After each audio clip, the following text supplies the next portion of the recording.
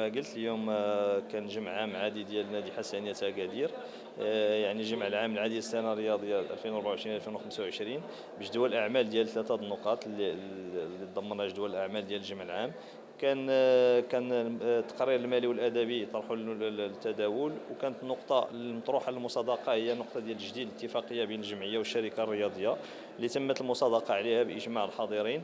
الحمد لله. جمع العام بصفه عامه داز في اجواء اللي هي خاويه، وكان نقاش اللي هو جدي نصب يعني في مصلحه ديال الفريق. يعني هذا تيبين يعني النضج وسمو الفكر ديال الاخوان المنخرطين. يعني الاسئله كلها والنقاشات كلها كانت تصب في مصلحه الحسنيه، وهذا شيء جميل. واليوم كما قلت حضروا معنا منخرطين يعني الجدد اللي تم المصادقه على الانخراط ديالهم في الجمع العام العادي. نتمناهم ان شاء الله انهم يعطيوا اضافه ويكونوا يعني ومرحبا بهم كما قلت في البيت الحسني.